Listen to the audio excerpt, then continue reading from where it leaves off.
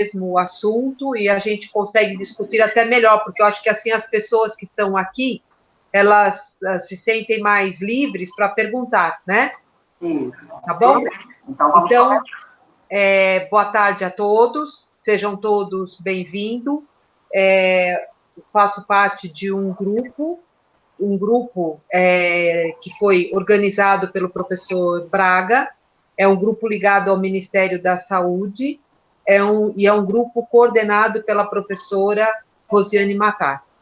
Meu nome é Cristina Guazelli, eu sou docente da Escola Paulista de Medicina, e estou aqui para aprender com vocês, que é o que eu tenho feito, né, desde que começaram essas discussões. Eu acho que a gente divide muito, a gente aprende muito, observa que cada região tem as suas peculiaridades, e isso é importante, porque assim a gente acaba dividindo ideias e conhecimentos, né? Hoje, quem divide comigo é a professora Rossana, da USP. Ela está um pouco atrasada, ela deve entrar daqui a pouco, daqui uns 5, 10 minutos no máximo.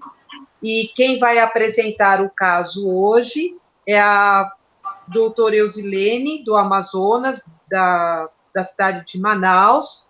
E eu gostaria muito de agradecer a sua presença e o seu caso, tá? Então, pode começar e compartilhar a tela, por favor. Tá.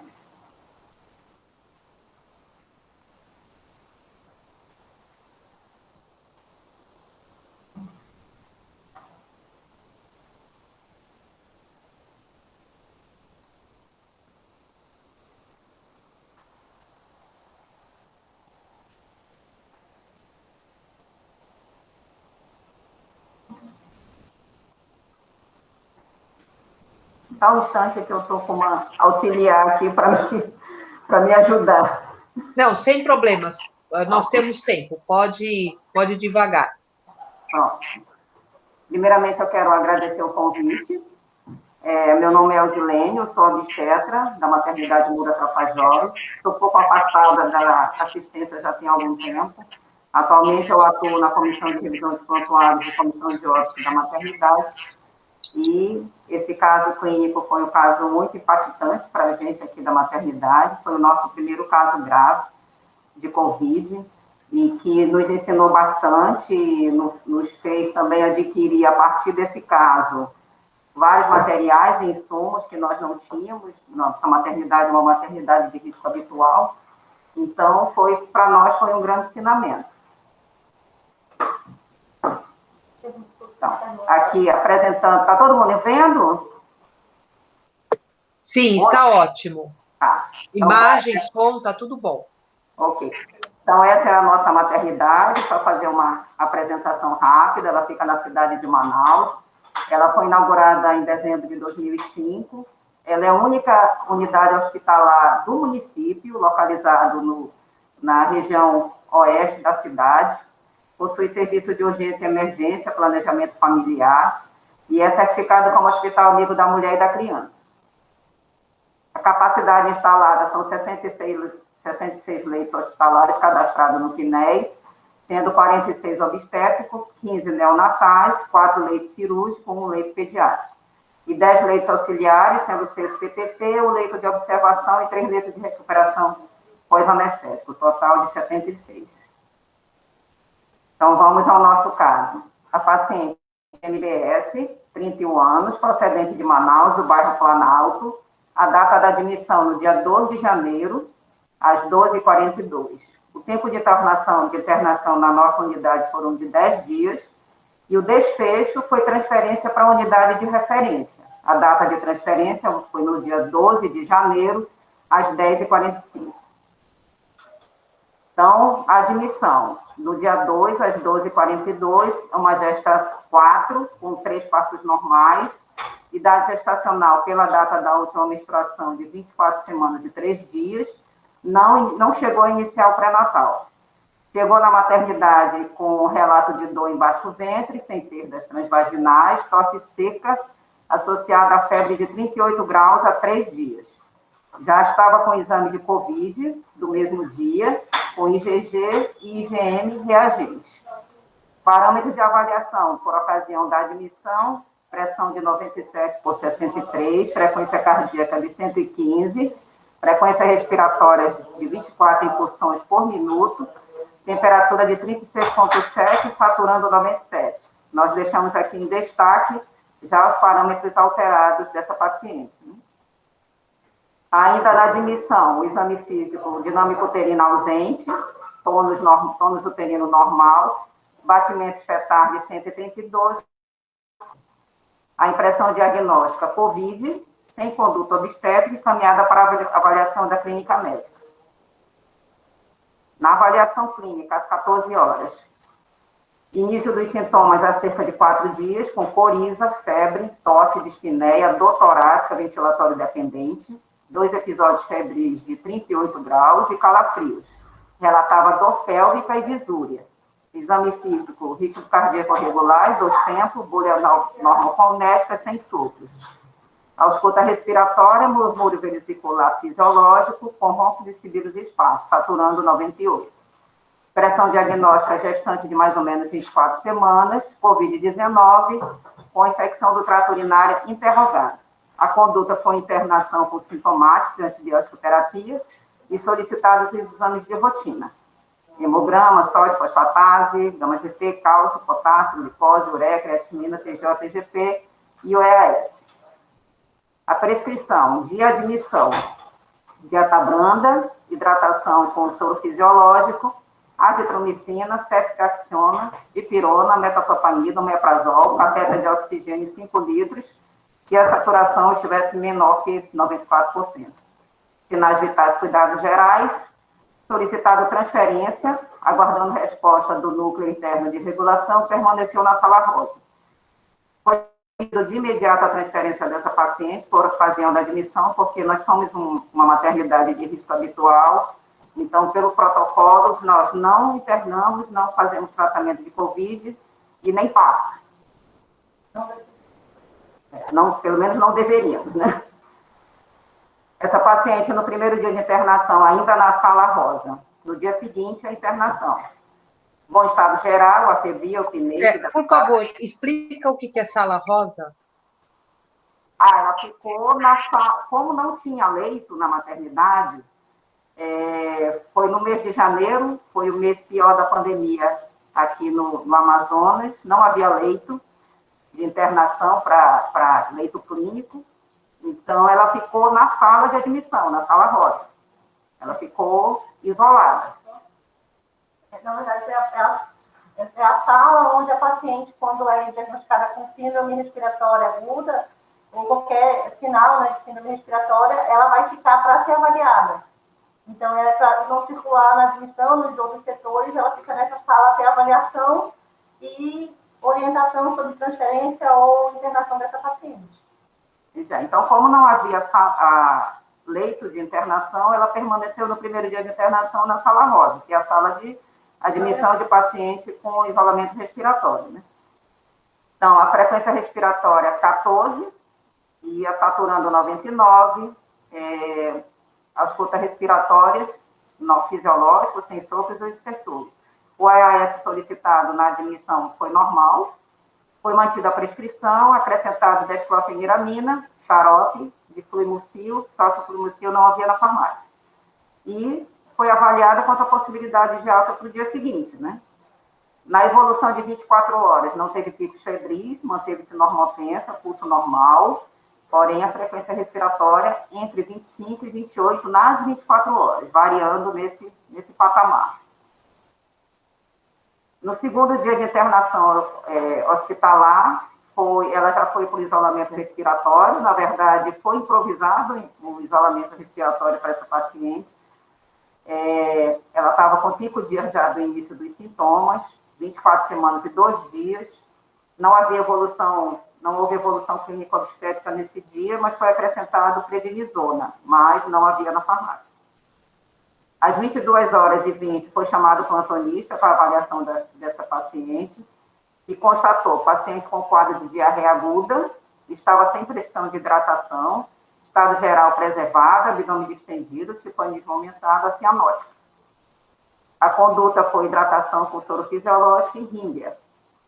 Na evolução de 24 horas, não teve picos febris, manteve-se normotensa, com pulso normal, frequência respiratória aumentada entre 24 e 28.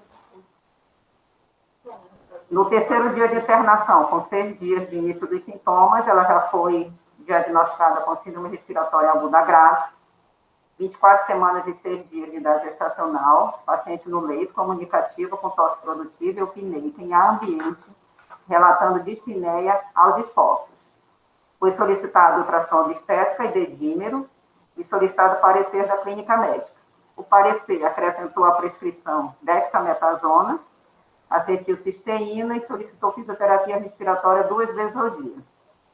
Na evolução de enfermagem, manteve-se sem pico febril, pulso normal, frequência respiratória de 20, saturando 97%, porém, manteve-se hipotensa durante as 24 horas, 74 por 39, 88 por 53, 94 por 79, a gente já sabe que já é o sinal de gravidade. Quarto dia de internação, com 7 dias de início dos sintomas, 25 semanas, paciente restrito ao leito, dispneia com piora hoje, tosse com expectoração amarelada, febril. Ausculta respiratória, roncos difusos, frequência respiratória de 24, aumentada, né? Foi solicitada novamente a transferência pela piora clínica importante e mantida a prescrição. Na evolução de enfermagem nas 24 horas, mantendo-se a febril, pulso normal, frequência respiratória alta de 28, saturando entre 93% e 98%. Pressão, manteve um quadro de hipotensão, né, 89 por 50, 90 por 60. No quinto dia de internação, com 8 dias de início dos sintomas, 25 semanas e 1 dia de idade gestacional, paciente restrito ao leito, com dispneia de pequenos esforços, afebril, descorado uma cruz, diurese satisfatória sem perdas vaginais. E havia uma nota da enfermagem na prescrição, na evolução da paciente. O paciente apresentou febre, apesar de não ter relato na evolução, continua dessaturando, chega a 88% e mantém desconforto respiratório. Foi iniciado a metilprednisolona e a noxaparina, com 8 dias do início dos sintomas. A evolução de enfermagem se manteve a febril, o pulso normal, frequência respiratória bastante alta, 32 a 40, saturando entre 92 e 99, e manteve-se normotensa nesse dia.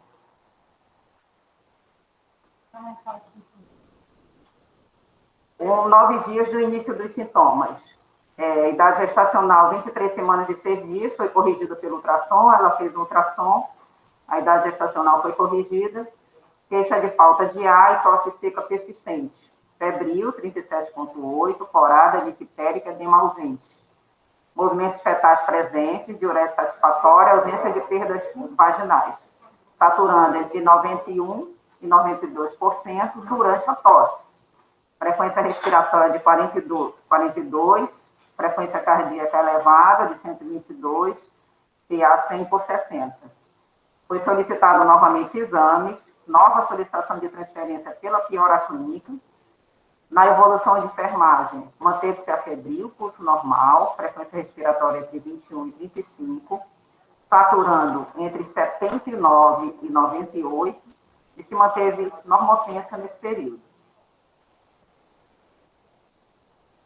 No 7º dia de internação hospitalar, contava na ocasião com 10 dias do início dos sintomas, 24 semanas por ultrassom, sem queixas obstétricas, sinais vitais atuais, temperatura axilar de 36,3, a febril nas 24 horas, pulso de 100. Frequência respiratória de 18, frequência cardíaca de 122, PA de 100 por 76, saturando 98. Aguarda a transferência, aguarda a visita do infecto. Prescrição mantida enquanto aguarda a visita do infectologista. Às 15 horas do mesmo dia, essa paciente apresentou dispneia, tosse produtiva, desconforto respiratório, saturando 93, foi solicitado fisioterapia e exercício respiratório.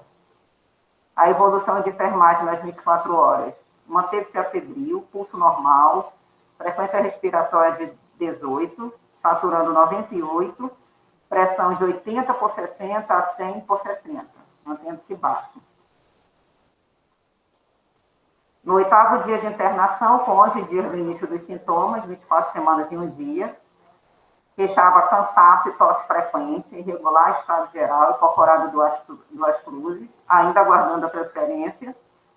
No exame, saturando 94, pulso 70, PA 100/60, temperatura axilar 36,7, respiratória 21. Solicitado novamente exames laboratoriais e parecer do clínico. Na evolução de enfermagem, manteve-se a febril, pulso entre 70 e 129, bem variado. Frequência respiratória de 21, saturando 94/97, pressão de 5/70 a 124/79. No 9º dia de internação, 12 dias do início dos sintomas, 24 semanas e 2 dias, paciente com dor torácica progressiva e dispneia, relata que não conseguiu dormir à noite. E ao exame, saturando de 67 a 92, pulso 118, frequência respiratória de 30. Solicitada novamente transferência para a maternidade com UTI. A evolução de enfermagem, manteve-se a febril, pulso variando de 84 a 102, frequência de 16 a 21, saturando 97, PA manteve-se normotensa nas 24 horas. No 9º dia de internação hospitalar, ainda no mesmo dia, isso daqui foi no mesmo dia, tá? Avaliação clínica, orientado passar de catéter de oxigênio nasal para máscara, máscara reservatório com alto fluxo, 15 litros por minuto. Iniciar a ventilação não invasiva, transferir paciente para a unidade hospitalar com suporte adequado. Às 17 horas, foi tentado VNI improvisado com máscara facial, anestésica, sem sucesso, a paciente não tolerou, não há escape de CO2 adequado. Então, manteve-se em macronebulização com 15 litros por minuto. No 10º dia de internação, 12 dias do início dos sintomas, ela contava com 24 semanas e 3 dias de idade gestacional, 8h30 da manhã, paciente com deterioração do quadro clínico, tentando transferência a dias, hoje ceder o leito na UTI da maternidade Ana Braga, estava aguardando remoção. Paciente grave, fala entrecortado, musculatura acessória, por tiragem intercostal, taque dispneica, frequência respiratória de 32, dessatura aos mínimos esforços, em macro com 15 litros por minuto, saturando de 84 a 97. Em acompanhamento com a clínica médica, manter material de intubação orotraqueal pronto. Isso foi a evolução obstétrica. No mesmo dia, avaliação clínica, paciente no 10º dia de internação, grave, taque de dispneia, com uso de musculatura acessória, fala entrecortada, não dormiu à noite, não consegue ingerir sólidos e ingere pouquíssimo líquido. Pressão 130/80, pulso 104, saturando 94, caindo para 82 quando transferida da cama para a cadeira. Em macro, com 15 litros por minuto. Foi suspensa a ceftriaxona, iniciado o tazocin. Ela foi transferida para a UTI da maternidade Ana Braga nesse dia, com os parâmetros já descritos anteriormente. Os exames que ela realizou no dia 5/1, a ultrassom obstétrica, 23 semanas e 3 dias, teto cefálico, batimento normal, líquido normal, peso fetal estimado de 612 gramas. A ultrassom do dia 11, líquido normal, batimentos pouco alterado, taquicárdico, peso fetal estimado de 140, 750, idade gestacional de 24 semanas e 2 dias, taquicardia fetal. Isso foi os exames que ela realizou na entrada do dia 2, hematócrito de 30, no dia 7 baixou para 25, no dia 10 para 24, hemoglobina também teve uma queda, leucócito começou com 3,76, baixou para 3,13, 3,9, leucoplênica, plaqueta alterou muito pouco, teste rápido para COVID de GG e IgM reagente, ureia 22 no dia 2, dia 7, 16, dia 10, 16. Creatinina manteve-se normal, TGO, TGP também, glicose, fosfatase 192, pouco alterado, gama GT de 20, sódio no dia 2, de 137, no dia 5, 140, no dia 7, 142, potássio de 3,76, 13,46, e 3 no dia 7 de janeiro. Magnésio, 1,7 no dia 7, cálcio, 1,16, 1,15 e 0,63 no dia 7. Bilirrubinas totais, 1,63, direta 0,69, indireta 0,94. E lactato desidrogenase, já alterado, 585, o ESC ela realizou normal. Então, aqui a gente quer mostrar onde era que se enquadrava a nossa paciente quando ela internou, né? Ela contava com 3 dias de início dos sintomas, ou seja, no estágio 1, a infecção inicial, ela evoluiu, né, dentro desse padrão, ela foi para a fase de hipóxia, e quando ela foi transferida, já estava na fase hiperinflamatória, já com hipóxia grave, né? Esse é o protocolo do manual de recomendações.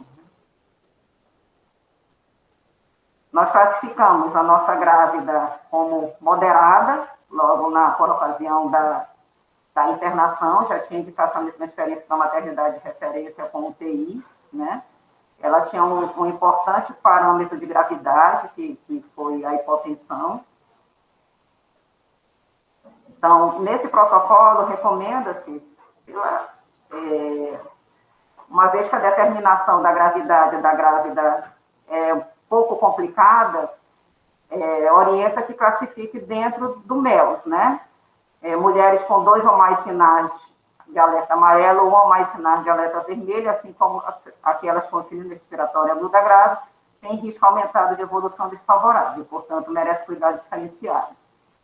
Então, essa paciente, ela tinha 3 alertas amarelos, logo por ocasião da internação, e com o evoluir, ela apresentou também 3 alertas vermelhos, né? Ela tinha quadro de hipotensão grave, tinha alteração da frequência respiratória, tinha dispneia importante. Então, já era uma paciente que, logo de cara, ela já deveria estar numa maternidade de referência com suporte de UTI. A nossa maternidade é uma maternidade de risco habitual, ou seja, pelo manual, orienta a prestar assistência à gestante de risco habitual sem Covid, realizar parto de parturiente de risco habitual sem Covid. Esses são os exames recomendados no protocolo em pacientes considerados com quadros moderados ou graves. Nós não temos dedímero na maternidade, nem PTPA, nem PP, então não foram feitos. A gente colocou aqui só o resumo do manejo, no caso de doença moderada, né? E com base nessa recomendação, nesse quadro aqui, a gente coloca o que é recomendado no manual e o que foi feito, o que não foi feito, né? Nós não foram feitos esses exames, dedímero, ferritina, raio-x de tórax, proteína C reativa, nós não tínhamos realmente. Com relação ao manejo, não foi entrado com zetalmivir, ela já estava aqui já chegou com 3 dias de início dos sintomas, então não foi feito. A conduta que foi realizada foi essa, logo da internação, né, já entrou com azitromicina, ceftriaxona, apesar de que, aparentemente, ela não tinha sinal de infecção bacteriana na entrada, né? Essa paciente foi transferida no dia 12 de janeiro, no dia 14 de janeiro, em Manaus, houve o colapso total de oxigênio na maioria da rede hospitalar da cidade, então foi um momento muito difícil, ninguém tinha leito em lugar nenhum. Essa paciente, no mesmo dia que foi transferida, ela já entrou em suporte ventilatório invasivo, ela evoluiu com insuficiência renal aguda dialítica, porém ela não teve condições de realizar, estava clinicamente muito instável, e mesmo se tivesse condições, a maternidade não tinha para oferecer, mesmo a maternidade de referência. Isso depois do colapso já foi corrigido, hoje em dia, se alguma paciente precisa, ela já vai ter na maternidade de referência. A data do óbito foi 2 dias após a saída dela da nossa maternidade, no dia 14 de janeiro, e a causa do óbito no DO foi Covid-19, síndrome respiratória aguda grave, insuficiência renal. E é isso, gente. Agora estou aberta para perguntas.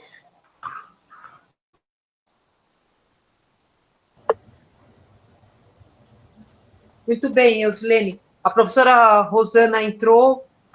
Boa tarde, Rosana. Boa tarde, tudo bem, gente? Caso triste, né, Rosana? O que eu queria comentar é que vocês... Bom, primeiro, assim, de tudo que você passou, eu fico feliz em saber que vocês viram o manual, tá certo? E que vocês tentaram, na medida do possível, seguir o que o manual, porque é um trabalho intenso, né, que esse grupo está realizando. Então, se chega até vocês, e se vocês conseguem fazer alguma das coisas que esse manual está propondo, com a situação que você tem, porque, na verdade, vocês tentaram fazer. Nossa, desde que essa paciente, eu acho que assim, é importante, porque quando a gente está trabalhando com pessoas que estão aí na unidade básica de saúde, o que é importante nesses nossos grupos? É que essas pessoas fiquem atentas para passarem para um hospital, para uma maternidade, em momentos mais adequados. Então, nisso, vocês fizeram de forma adequada, porque vocês internaram a paciente e você soube classificar, porque você colocou aí todas as classificações de moderada para grave, a evolução da paciente. Então, acho que é importante. O que a gente tem que frisar nas nossas reuniões? Que a grávida tem que ter um olhar diferente. Frequência respiratória acima de 24, então 25 ou mais movimentos respiratórios. Paciente com saturação de O2 menor que 95. Ela já é classificada como uma paciente de risco e que merece atenção especial. Então, acho que tudo isso vocês conseguiram ver. Mas, infelizmente, e aí, se isso te ajuda, não é só você, tá certo? Nós temos participado de vários casos que têm apresentado as mesmas dificuldades em internação, na transferência. Mas eu acho que vocês tentaram, de uma forma até insistente, exaustiva, para melhorar as condições da paciente, tá certo? E não é para desanimar. Eu acho que a gente tem que tentar e tentar falar... Eu queria só perguntar alguma coisa, assim, eu vi que vocês internaram, que vocês fizeram a medicação. Em algum momento, vocês pensaram na pronação? Porque era uma gravidez que ela não tinha um abdômen tão, assim, alterado e que impedisse essa paciente de mudar a postura, né? Se foi pensado alguma vez na pronação. Não, realmente não foi pensado.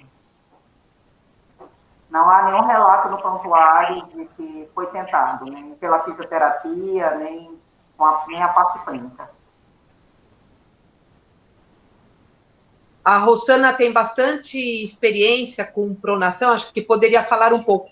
Porque, sabe, Rosana, eu percebo que em todas as discussões que eu já participei, que se faz muito pouco pronação. E acho que a gente deveria divulgar isso até para as pacientes iniciais, quer dizer, eu não preciso esperar a paciente ter dificuldades, a paciente ter problemas para eu indicar a pronação. Eu acho que a hora que a gente já faz o diagnóstico, eu já acho que a gente já podia falar para fazer, né? Eu acho que a pronação é uma coisa que pode ajudar bastante, né? Qual que é o princípio de pronar alguém? Né? Quando a parte que a gente tem maior quantidade de área pulmonar é a parte posterior. Então, quando a gente está em DDH, a gente está sobre essa parte. Então, essa parte vai perfundir menos e vai ventilar menos. Por isso é que a hora que a gente faz a pronação, você libera a parte posterior, que é a maior área pulmonar, e isso pode melhorar um pouco a oxigenação. Quando a gente fala de pronação de um paciente que está entubado, né, aí a gente vai pronar por 16, 20 horas. Mas o paciente acordado, às vezes a paciente consegue ficar ou a cada meia hora e mudando a posição, ou mesmo ficar 2 horas pronada. E aí a Cristina falou uma coisa que é bem interessante, que é assim, quando a paciente já está com uma saturação de O2 baixa, a gente não consegue fazer muito a tal da pronação ativa, que é a paciente não entubável. E por que a gente não consegue fazer? Porque tem uma coisa que está sendo muito atribuída à ansiedade, né? Falar, a gestante é muito ansiosa, ela não consegue ficar na VNI, ela não consegue ficar na máscara. Essa ansiedade, na verdade, não é ansiedade, ela já é uma baixa oxigenação. Então, se ela já estiver numa situação de baixa oxigenação, aí você já não consegue, você não vai conseguir conversar, né? É a paciente que você põe a máscara ali, ela fala, eu não aguento isso, eu quero que tire, eu não aguento. Então, essa paciente já está em baixa oxigenação. E aí... Ela então, descreve bem isso, né, Rosana? Porque ela diz que a paciente, na evolução, ela tinha dificuldade e conversa entrecortada, que eu acho que isso também é uma coisa importante para quem trabalha em unidade básica, e se vai ter contato por telefone.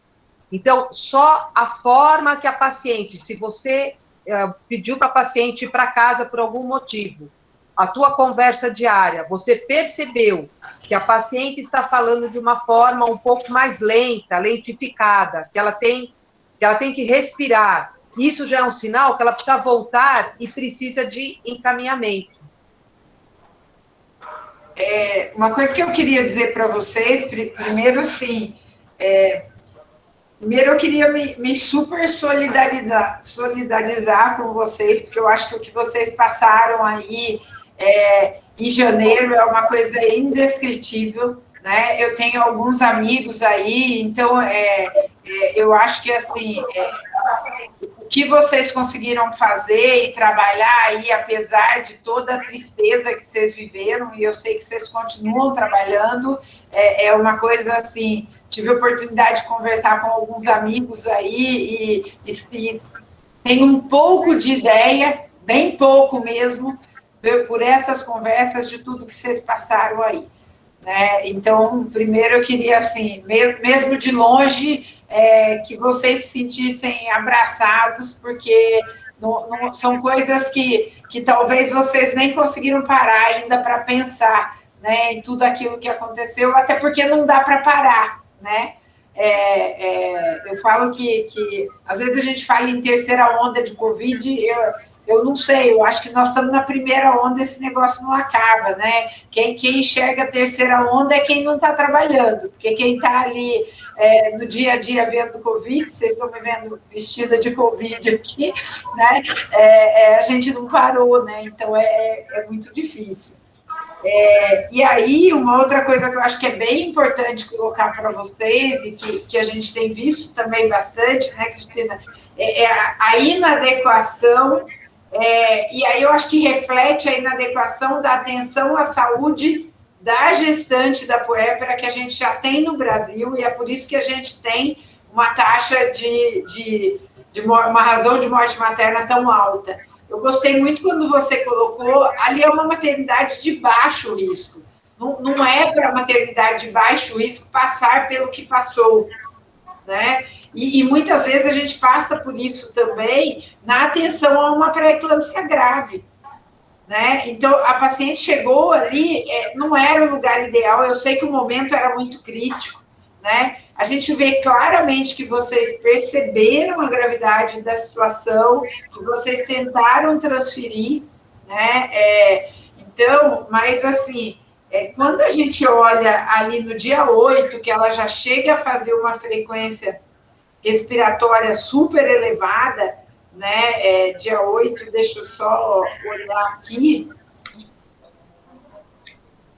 Dia 8 era o 6º dia de internação, né? Que vai fazer uma frequência respiratória já de 42, saturando 91, 92, mesmo sendo durante a tosse.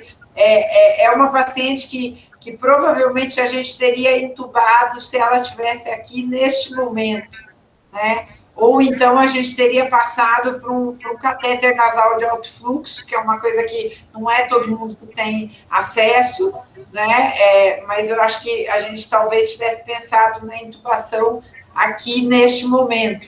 Mas é exatamente as dificuldades que vocês tiveram, né? De estar numa unidade que não é uma unidade para isso, né? E aí eu queria até entender um pouquinho, assim, como é que vocês lidaram com isso a máscara não reinalante, vocês tinham disponíveis, se tivesse entubado, fazia o quê, né? Porque eu acho que foi um aperto enorme aí, né? Não tínhamos. Como eu disse para vocês no início, esse caso foi um aprendizado muito grande. Nós realmente não tínhamos preparo nenhum.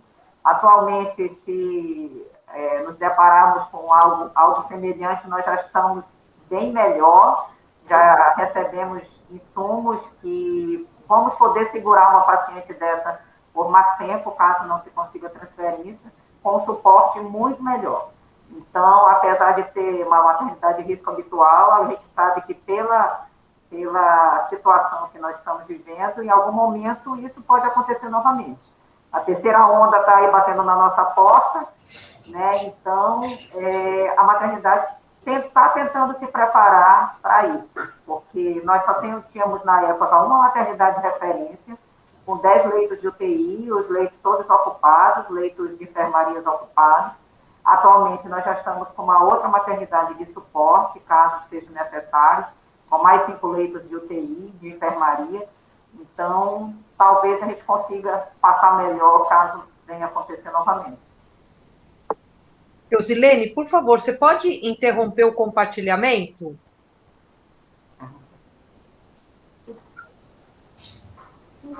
E eu vi que a professora Rosiane está presente. Se ela quiser falar alguma coisa, Rosiane. Cris, eu estou aqui escutando, mas para falar a verdade, assim, eu entrei e estou no consultório, então eu atendo uma paciente no telefone, escuto um pouco, desculpa. Então, não, eu tudo bem. Mais ou menos. Então, se você me desculpar, você e a Rosana, eu vou continuar quietinha aqui. Tá bom, obrigada. Bom, obrigada pela participação. Ó, se você olhar, eu não estou na minha casa, eu estou no consultório hoje. Não, tudo bem. Falou. Eu acho que tem... Acho que o doutor Hélio quer doutor falar. Hélio, pode ser. Tudo bem. Aqui do Pará. Eu tenho conversado, a gente tem feito muita live com o pessoal aqui no interior do estado, e uma das coisas que a gente tem colocado para o pessoal é o seguinte: depois de tanto sufoco, tanto problema, essa coisa toda, toda vez que tiver, principalmente no caso das gestantes, diagnóstico comprovado de coronavírus, do Covid, a gente avisar imediatamente a vigilância, né?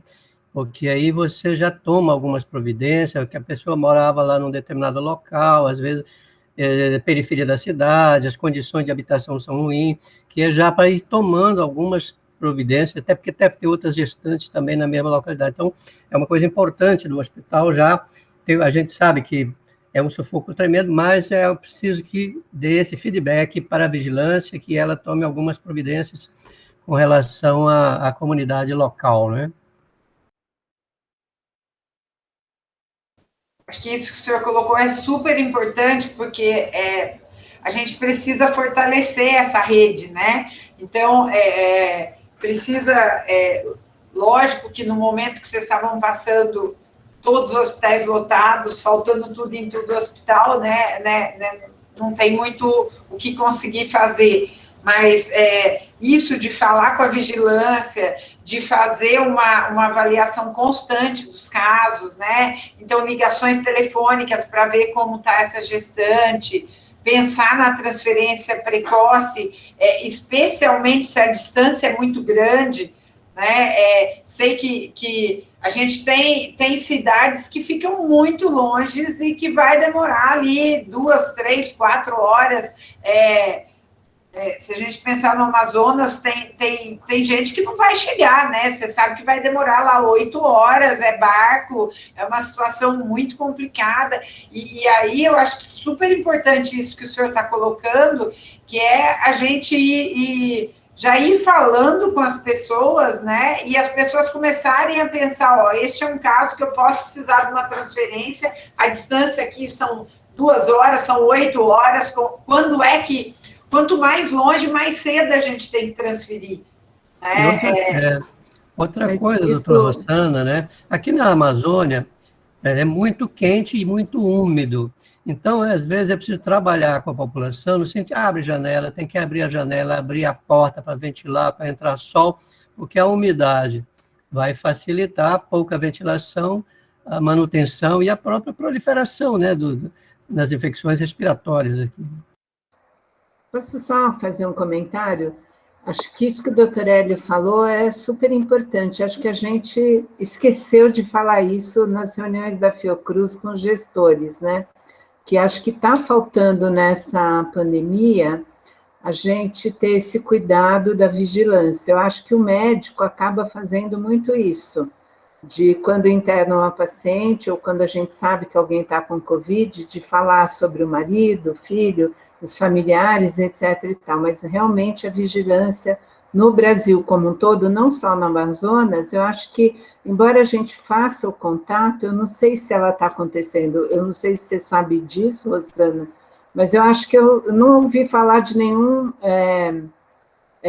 nenhuma atitude da vigilância em relação a coibir naquele local, né? E como a gente está tendo a oportunidade, por essas sessões Tira Dúvidas, de chegar aos gestores nas reuniões com a Fiocruz, eu acho que esse é um assunto que a gente devia colocar lá naquela apresentação, né, Rosana, que a gente, né, Cris? Sim. E dar uma comentada. Olha, foi super legal que você tenha feito esse comentário, doutor Hélio, foi muito bom. É que a gente fica focado na gravidade da paciente e a gente acaba não comentando outras coisas, né? Em cima do que a Rosana tinha falado antes do horário, assim, da distância, sabe, Rosana, o que eu tenho visto nas outras discussões é que as quilometragens, elas são muito diferentes, né? Então, quando eu falo 100 quilômetros aqui na região sul-sudeste é uma coisa, e 100 quilômetros na região norte, nordeste é outra coisa. Então, nem a distância por metros, porque às vezes 100 quilômetros pode demorar um dia para a pessoa chegar, porque é estrada de terra, tem que passar por rios, às vezes a embarcação não é só por carro, é embarcação fluvial, né? Então, todas essas coisas precisam ser chamadas à atenção. E cada Amazônia, região tem a sua dificuldade, né? Desculpa. Aqui na Amazônia, e no Amazonas, acho que é mesmo pior do que no Pará, as distâncias são medidas por horas de voo ou dias de barco. Então, não tem aquele negócio de, em poucos minutos, não. É dias de barco, né, no Amazonas, para chegar em Manaus, que é o centro onde resolve mesmo as coisas. Mas eu acho que, assim, eu preciso, e eu quero falar que nem a professora Rosana comentou, que eu acho que a gente tem que elogiar o trabalho de vocês, porque vocês insistiram, vocês fizeram a sequência, o que poderia ter sido feito, né? E, assim, e tiveram acesso ao manual, tentaram fazer o melhor possível para essa paciente.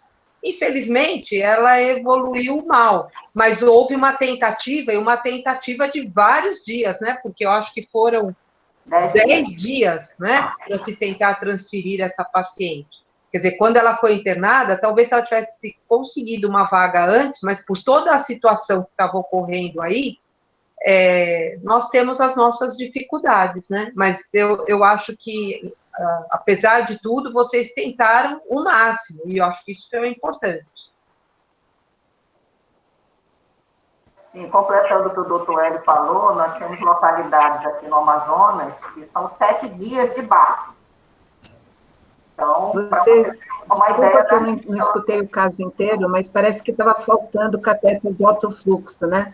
Talvez fosse bom vocês comentarem que tal o catéter, se tiver, né, a máscara. Acho que será bom, né, Rosane? Agora nós temos.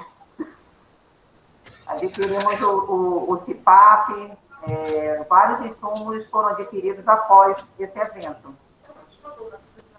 Eu acho que, assim, o catéter de alto fluxo, né, é uma coisa que a gente aqui no HC tem usado muito, ele acaba sendo, porque se a gente for pensar numa progressão, né, a gente vai para o catéter nasal de O2 até 5, 6 litros, Aí depois a gente vai para a máscara não reinalante, né, ou a máscara de Venturi, onde a gente vai chegar até uns 50% ali de FiO2, e aí depois disso, ou você vai direto para a intubação, né, que na máscara a gente vai chegar ali a 15 litros, 10 litros, 15 litros. Depois disso, se você tiver o catéter nasal de alto fluxo, aí ele vai, o catéter nasal de alto fluxo, a gente tem duas marcas, uma chega a 40 litros por minuto e a outra chega a 60, né? E aí depois do catéter nasal de alto fluxo, a intubação. O catéter nasal de alto fluxo é um recurso bem interessante, né, que no começo da pandemia ele não era utilizado, ele era meio proscrito, porque se acreditava que ao usar o catéter nasal de alto fluxo, você ia ter muito aerossol para todos os lados. E aí depois começou-se a ver que, na verdade, o catéter nasal de alto fluxo, o máximo que você tem de aerossol é 15 centímetros, então é bem baixo, é bem pouco. E aí se passou a utilizar bastante. É um recurso bem interessante, né? Ele consegue evitar algumas intubações, mas para quem não tem o catéter nasal de alto fluxo, a gente tem que ir direto da máscara para a intubação. E, assim, uma coisa que tem chamado muita atenção nossa é o fato de que, muitas vezes, acaba atrasando bastante a intubação dos pacientes, né? E não sei porquê, assim, para gestante existe um medo maior de intubar essas gestantes, né? Então, a gente precisa realmente insistir mais, e é uma coisa, é um contrassenso, porque a gestante, como ela precisa ter uma saturação de O2 mais alta para poder mandar oxigênio para o feto, ela deveria ser entubada antes.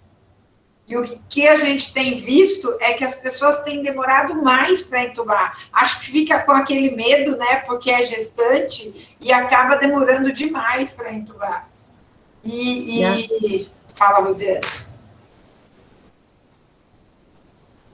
Rosiane...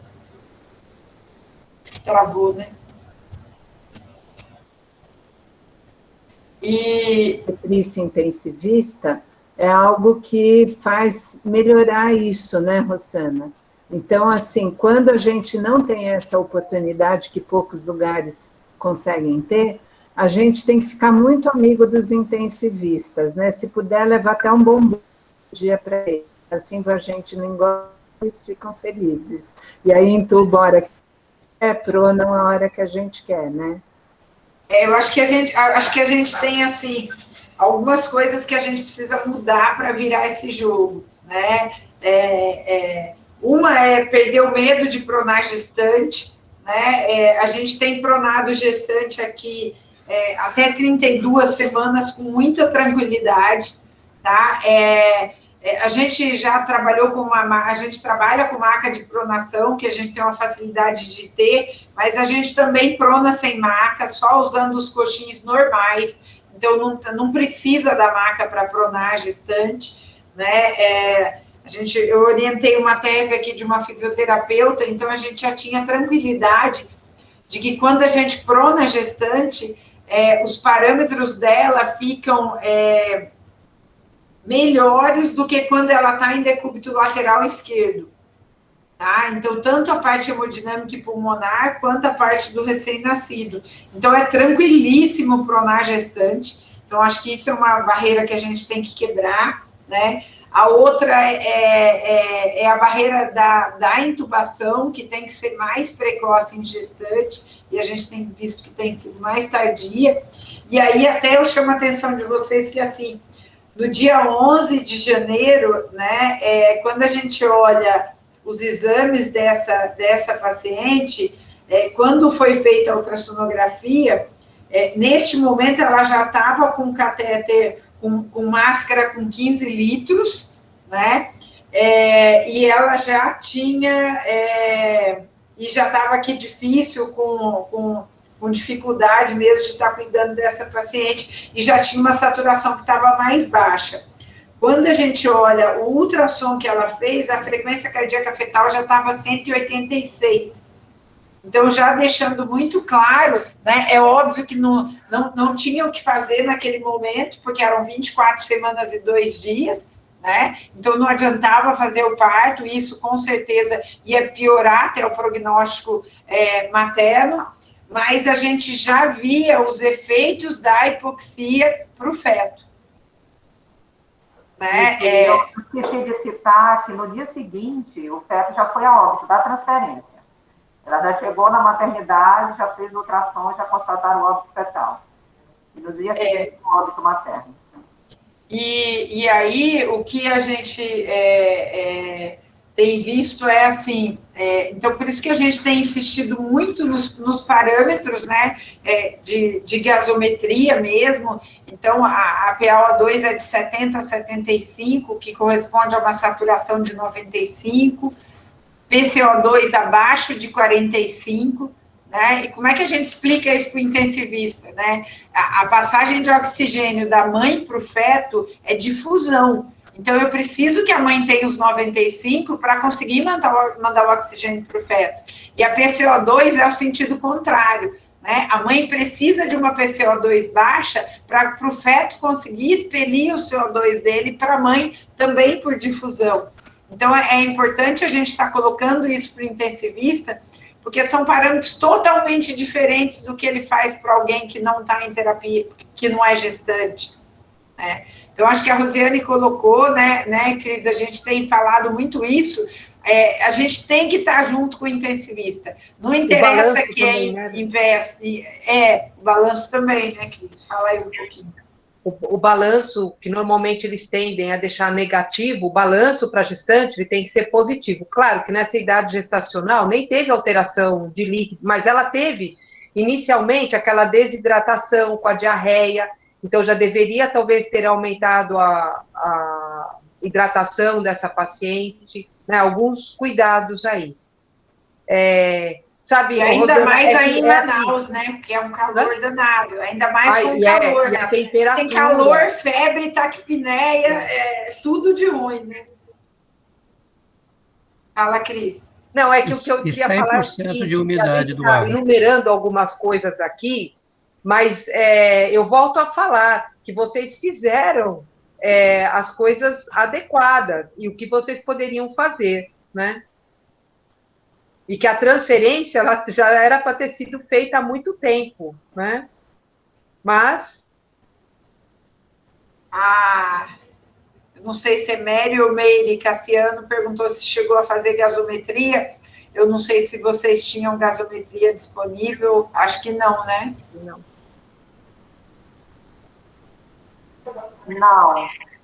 Não achei a gasometria no né, que eu acho que é uma coisa importante para a gente estar falando também, assim, começou a precisar de oxigênio, é importante a gente estar monitorando na gasometria, se for possível também a gente está olhando, né, para a gente conseguir estar cuidando. Eu acho que o Covid, né, Mary, eu acho que foi de uma a primeira orientação chegou em intuba, né? Aí depois se viu que não precisava entubar e que quando você entuba, às vezes é difícil sair do tubo. Aí se foi para o outro extremo, que é não querer entubar o paciente. E eu acho que para as gestantes, esse extremo foi, se foi ruim para todo mundo, eu acho que para as gestantes foi muito pior ainda, né? Porque, na verdade, aí você tem, vamos dizer assim, aí você tem um óbito fetal. Aí o óbito fetal vira outro drama, né? Que eu acho que até vale a pena a gente falar um pouco, assim, por exemplo, quando tem o óbito fetal, a gente não tem pressa de induzir essa eliminação do feto, tá? Então, por exemplo, teve o óbito fetal. O que nós vamos fazer? Nós vamos compensar a parte materna. Então, se ela precisa entubar, se ela vai entubar, se vai dialisar, nós vamos para diálise, nós vamos para tudo, sem pensar em induzir esse feto. A única indução que a gente vai fazer é assim, às vezes a paciente começa a ter febre, né, e aí fica sempre aquela dúvida que a gente não sabe. Poderia ser uma coriomielite? Até poderia, mas a gente tem que pensar numa coreo por via hematogênica, porque eu não tenho bolsa rota, não tenho nada disso, o que é muito raro de acontecer, né? Então, na maioria das vezes, a gente vai deixar, não vai induzir, vai primeiro compensar essa mãe, às vezes ela entra em trabalho de parto espontâneo, aí se ela entrar em trabalho de parto espontâneo não tem jeito, né? E se for para indução, pensar na possibilidade de indução com misoprostol e não com a ocitocina, né? Porque a ocitocina acaba sendo uma infusão de líquido bastante alta também, o que acaba complicando também para essa paciente a parte pulmonar. Ocitocina acaba também piorando a parte cardíaca. Então, acho que são algumas coisas que a gente tem que estar considerando também quando a gente vai seguindo os casos, né? O intensivista tem uma ansiedade muito grande da gente resolver, da gente induzir e tudo, e a gente pode ter calma que não vai tudo bem, né? Torelli está concordando ou está discordando? Concordando. Olha, não, eu fui obstetra do interior, era parteiro do interior na Transamazônica. Mas eu queria perguntar para a Núbia, né? De vez em quando a gente vê na televisão aqui uma história de umas caixas lá em Manaus, que eles para ajudar na respiração, né? Em vez de fazer catéter, fazer. Aqui, o que você me diz disso aí? De vez em quando aparece isso aqui na televisão, aqui em Belém. É o capacete, né? Eu esqueci o nome, é helmet, é isso, não é? Vocês chegaram a ter disponível aí? É cápsula Vanessa, que chamam. Que foi a primeira paciente, que pegou o nome da primeira paciente que fez uso. Aí, batizaram de cápsula Vanessa. Nós não tivemos acesso a isso, não. Aqui em São Paulo não chegou. Né? Nós não chegamos a ter, não. Nós não utilizamos. Mas já teve apresentação de caso que usou e que a paciente teve melhoras. Ela conseguiu permanecer, porque também já teve caso que o paciente não conseguiu permanecer com o capacete. Aí acaba sendo individualizado, né? Pode funcionar para alguma e não funciona em outra, né? Eu acho que, assim, o que a gente tem que ter muito em mente, né, é manter essa boa oxigenação. E aí, para a gestante, uma coisa que também é diferente e que eu acho que é legal a gente falar, porque é uma outra coisa que a gente também pode falar com o intensivista, né, é a questão de por que a gestante faz tanta taquipneia, né? O aumento da frequência respiratória é o que a gestante pode fazer para conseguir diminuir a PCO2. Então, por isso é que gestante faz mais taquipneia do que a população geral, porque pelas modificações da gravidez, ela precisa manter uma PCO2 menor do que alguém que não é gestante. E aí a forma que ela tem o intensivista fala lavar o CO2, tá? Que é tirar o CO2 do sangue. A forma que ela tem de tirar o CO2 é fazendo taquipneia. Por isso é que a gestante, muitas vezes a gente indica a intubação pelo cansaço dela, por usar tanta musculatura e estar tão cansada, tá? Diferente do que a gente tem nos outros casos. Outra coisa que foi colocada aqui no chat também, né, é em relação à tomografia. Né? A tomografia, com certeza, vocês não tinham acesso, né? Mas eu vou até aproveitar uma coisa que você colocou aqui da tomografia, e que, para compartilhar com vocês, a gente fez uma análise que a gente fez no ano passado, a gente está atualizando aqui, a gente analisou 60 casos nossos que precisaram de oxigênio, tá? Oxigênio, seja oxigênio por catéter ou intubação. E dos 60 casos, 27 deles, o que dá 45%, tinha imagem na tomografia de pneumonia bacteriana, de consolidação. Isso é bem diferente da população de não gestantes, tá? Porque na população geral, a pneumonia bacteriana acontece de 3% a 8%. isso deu 45% de pneumonia. Tem uma meta-análise que aí olha geral, não olha só quem estava usando o oxigênio, que fala em 17,9% de pneumonia em gestante. Então, eu acho que isso justifica a gente entrar com antibiótico, que é o que está no manual, para as gestantes e puérperas, né? E suspender se a gente não tiver uma imagem de raio-x ou de tomo compatível, tá? Então, por exemplo, como é que a gente faz? Vamos dizer que a gente estivesse no mundo ideal, a paciente chegou para você aqui num dia, né? Ela já chega precisando de oxigênio, você entra com ceftriaxone e azitromicina para a paciente, deu lá 24 horas, você conseguiu transferir para a maternidade de referência e a maternidade conseguiu fazer uma tomografia.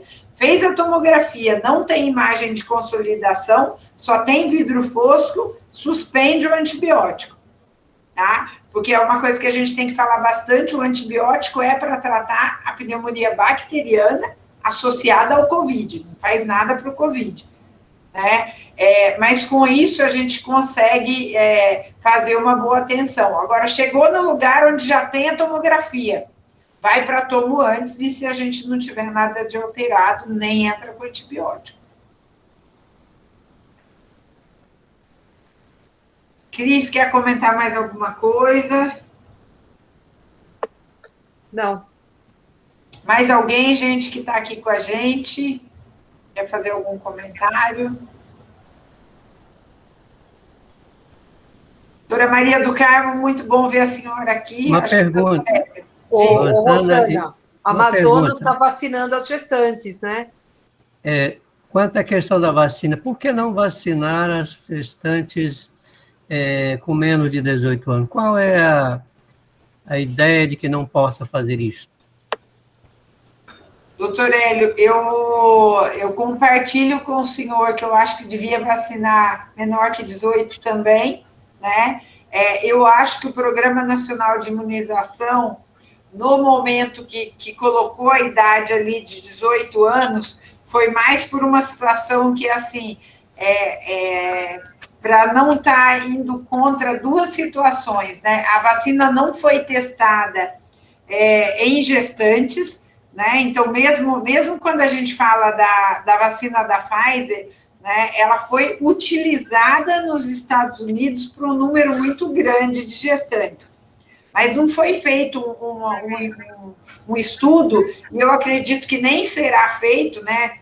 Agora tem o estudo da Pfizer, que vai até inserir gestantes no Brasil, mas que é uma questão de acompanhamento. Porque para a gente fazer um ensaio clínico mesmo, a gente deveria, um grupo vai para placebo, outro grupo vai para vacina, né? E como não foram feitos estudos nem com gestantes, e agora que estão sendo feitos estudos com pessoas menores que 18 anos, eu acredito que o PNI fez essa opção por conta disso. Mas vou dizer para o senhor que me incomoda muito, né? Porque eu acho que quando a gente vê, e agora cada vez mais a gente está pegando uma faixa etária de pessoas mais novas, né, tendo Covid e morrendo de Covid. Então, me preocupa muito também a história da gente não estar fazendo a vacinação para menores que 18. Concordo bem com o senhor. Estou tentando olhar aqui. Se a gente olhar, a gente tem 1.204 óbitos por Covid, né? Desses, a gente vai ter 29 deles na faixa etária de 10 a 18. É um número que é menor, né? A gente vai ter um percentual baixo do total de óbitos, 2,5% do total de óbitos que a gente tem, mas é significativo, e número de internações por síndrome respiratória aguda grave por Covid, né, são 573 no Brasil, nesta faixa etária. Então, é um número grande, né? E a outra coisa que já está mostrando aí é que passa os anticorpos para o recém-nascido. Então, você está protegendo, inclusive, a criança. Isso dos anticorpos, assim, já era bem esperado, né? Apesar de estar sendo comemorado como uma grande novidade, não é uma novidade, né? Todo mundo que é obstetra há bastante tempo. Em obstetrícia, a gente tem uma coisa super engraçada, que é assim, as pessoas descobrem aquilo que a gente sempre soube, né? Mas eu acho que faz parte da obstetrícia, né? A passagem de IgG pela placenta é super conhecida em qualquer doença, né? O que a gente ainda tem que ver, e eu acho que é importante a gente também colocar isso para as pacientes, né? Para continuar tomando os cuidados, sim, é uma proteção, mas que a gente não sabe quanto tempo dura e também a gente não sabe qual é o grau de proteção que a gente tem. Mas já eu até comentei esses dias que eu estava falando, falei, já é uma pequena esperança, né? Porque é melhor ter algum anticorpo do que não ter nada, né? Cris, Josiane, vocês querem comentar mais alguma coisa?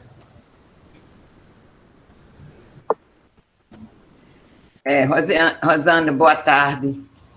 Eu estou aqui tentando, né, aprendendo com vocês, para repassar para os colegas que, infelizmente, que estão na linha de frente, não têm tempo de se atualizar. Eu estou muito preocupada com a quantidade de morte materna no Rio Grande do Norte. E quando a gente vai fazer a análise, a investigação do óbito, que vai investigar, ver que realmente faltou o manejo adequado para essas pacientes. E eu estou muito preocupada, estou tentando, já fiz de tudo, já fiz live, já fui para a rádio, já fui para a televisão, para orientar as gestantes que elas precisam se cuidar, tem que chegar, nos primeiros sintomas, tem que procurar a maternidade, mas está muito difícil. É quase um óbito por semana que nós está acontecendo. E de pacientes jovens, a última que morreu agora tinha 18 anos de idade, e estava no primeiro trimestre de gestação. Não é gravidez a termo.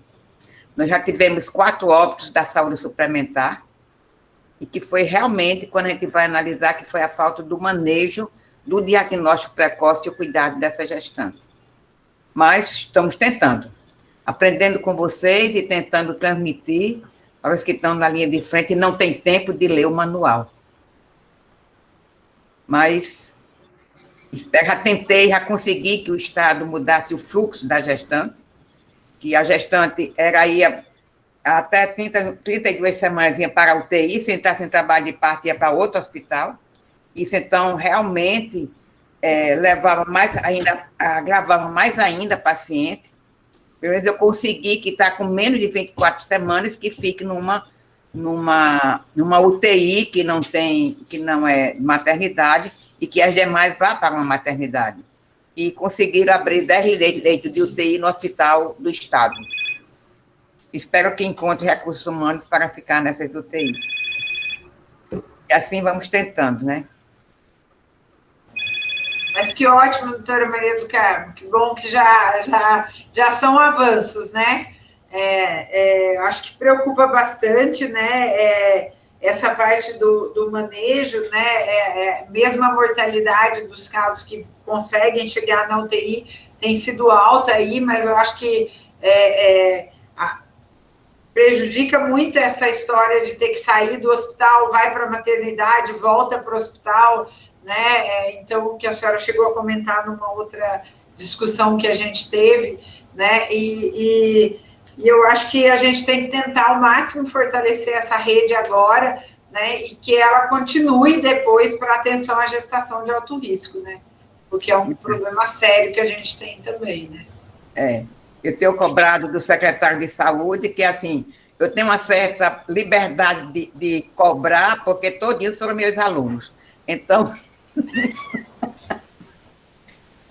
eles ficam, pois não, professor, eu digo, mas é para atender a professora mesmo. Então, vamos tentar melhorar e organizar o atendimento às nossas gestantes aqui no estado do Rio Grande do Norte. Então, E tudo que eu digo, eu escutei isso das professoras de notório saber. Que eu estou transmitindo para vocês o que eu aprendi E com a as culpa professoras fica de sendo notório nossa, saber. né, Maria do Carmo? não, mas pode usar o nome nosso em Pode, vão, que pode. não é em vão, viu, doutora Maria do Carmo? Não, tudo A gente bem, é conhece a ótimo, eu sua também luta. faço isso. Exatamente.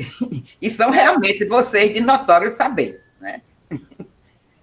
Eu acredito como vocês estão cansadas, porque eu estou. Estamos cansados mesmo. Acho que estamos todos, né? Eu acho que às vezes a gente se sente numa situação que parece que não resolve, né? E eu acho que esses aumentos nos cansam muito, né? Porque a hora que a gente vai tendo uma esperança de que está melhorando, mas aí a gente respira fundo e vamos de novo. E às vezes, Acho que eu estou ficando mais brava, né? Quer dizer, assim, de ver as pessoas que não tomam cuidado, que não usam máscara, que põem a máscara aqui embaixo, que põem a máscara aqui, que não sabe um pouco para bar, para não sei o quê. Nossa, isso é muito irritante. E, inclusive, as grávidas, né? Aqui no meu consultório tem uma paciente que fala, não, mas eu tomo cuidado. Só vou no aniversário de 100 anos do meu avô, mas logo vou estar em casa. Tá, né? Tá. Aí você fala, minha filha, como assim, né? Eu estou ficando meio, quem sabe, brava, eu acho. Pior são esses idiotas que fazem festas clandestinas fechadas com 400 pessoas. Completamente maluco, né? Mas vamos lá, né, gente? Vamos ter coragem. Vamos, eu acho que a gente precisa, até para a gente se fortalecer, né? Conseguir comemorar. Eu acho que para a gente que trabalha com obstetrícia é um sofrimento enorme, uma morte materna, né? A gente tem que continuar sofrendo pelas mortes maternas, sim, porque o dia que a gente ficar insensível a isso é porque está ruim demais, né? Mas acho que a gente também precisa comemorar as vitórias, né? Porque senão a gente não aguenta. Então, acho que a gente tem que comemorar as vitórias, comemorar os casos que a gente consegue cuidar bem e consegue sair bem, né? E acho que a gente já pode ir terminando por aqui, mas dizer uma admiração enorme por todo mundo que está aqui, que continua trabalhando nessa luta. Um abraço muito grande a vocês de Manaus, um respeito enorme por vocês continuarem se mantendo firmes aí depois de tudo que vocês passaram, né? E saber que a gente está aqui todo mundo no mesmo barco, só tentando. E às vezes eu brinco que quando fica feio demais, né, a nossa meta tem que ser igual àquela meta do Procurando Nemo, né? Continue a nadar, não olha para o lado e continue a nadar, mas espero que a gente, em pouco tempo, possa estar se reunindo, né, Rosiane, que é uma vontade que a gente tem também, mas para a gente discutir gestação de alto risco. Né? Eu quero ir para Manaus ver Vitória Régia. Exatamente. Que a gente possa estar perto e possa estar fazendo coisas diferentes também. Bom, Cris, quer acabar? Ezenilde, apesar de tudo, eu ainda quero dizer, né, que vocês tentaram fazer o máximo que vocês puderam, com todo o esforço. Acho que uma coisa importante que eu tenho visto é a divulgação do manual, então eu fiquei feliz em ver que você usou o manual para falar sobre a sua aula. Isso quer dizer que você está multiplicando, porque esse é o nosso objetivo, né? O nosso objetivo é que vocês conheçam, que vocês divulguem o manual, que vocês utilizem o manual e que tentem fazer o máximo possível. Se não deu para fazer todos os exames, você tentou fazer o máximo que você pôde, tentou dar o máximo de atenção para essa mulher, tá certo? E que a gente acaba aprendendo em cada caso que acontece, e isso tem que fazer com que a gente melhore, porque numa próxima você vai ter já um outro tipo de olhar, um outro tipo de atendimento, né? Então, obrigada por você estar dividindo esse seu caso aqui com a gente, que com certeza fez que várias pessoas aqui fizessem reflexões sobre o que está acontecendo, né? E a gente fica torcendo para que num próximo os resultados sejam melhores, tá? Bom, boa tarde a todos, quero finalizar. Boa tarde, Rosana, boa tarde, Rosiane. Obrigada. Boa tarde. Tchau, gente. Um bom Tchau, gente. descanso Tchau a para todos. vocês. Tchau. Tchau, tchau, tchau. Obrigada.